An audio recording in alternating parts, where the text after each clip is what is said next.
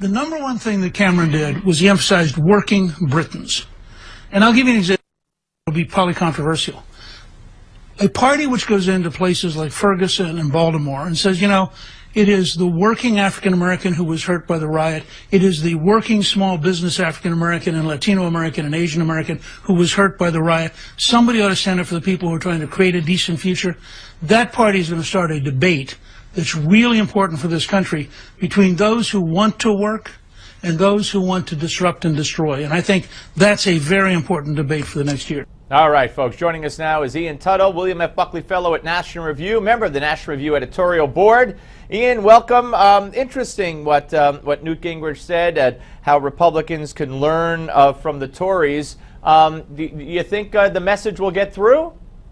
I think it could, and I think it's more likely in this election cycle than it's ever been before, given the range and depth of the field that we have for 2016, not just those who have announced, but those who are likely to announce. And of course, by the way, your great piece by that title, Newt, on what the Republicans can learn at the Tories at nationalreview.com. Again, keep going. I didn't mean to interrupt you. No. Well, one of the things that I pointed out in the piece is this was briefly tried in 2012. When Romney picked Paul Ryan, Ryan went into inner city, I think it was West Philly, delivered a speech, sort of spent a little bit of time there. But it was an effort that they never really pursued after that. I personally think that was a mistake.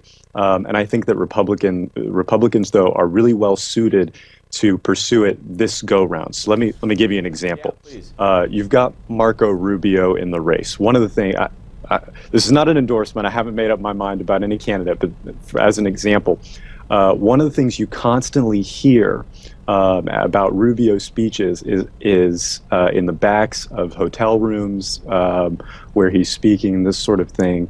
The wait staff, many of them Hispanic, many of them immigrants, stop what they're doing, they come out and listen. And then afterward, Rubio makes a point of going back there and speaking to them.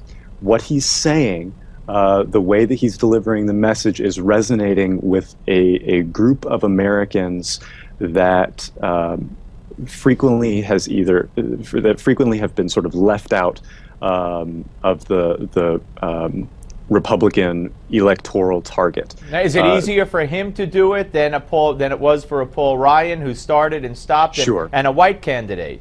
Yeah, absolutely. The identity politics plays a little bit into that, but I think there are two other things. One is this is going to be a younger, fresher-faced field.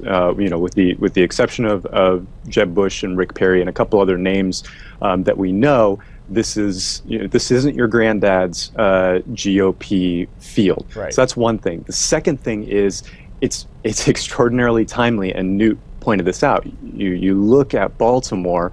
I lived in Maryland for 4 years. I was regularly in Baltimore, and it's not just Sandtown where the Freddie Gray riots were happening is derelict. It's throughout the city, boarded yep, shops and sort of caged windows and this sort of thing. It's right next to the Inner Harbor. You go a few blocks out, and there it is. There's right, the blight. The people living in Baltimore know that this is the case. I think a lot of them are tired of it, but the problem is they've been pretty much, the Democrats have been so, right, so it's prevalent in that area for so long. It's a great opportunity for, exactly, for someone to come along and try to tell it like it is. Ian, great to talk to you, sir. Thank you as always, my friend. More of the Steve Malzberg Show coming up next. Don't go away.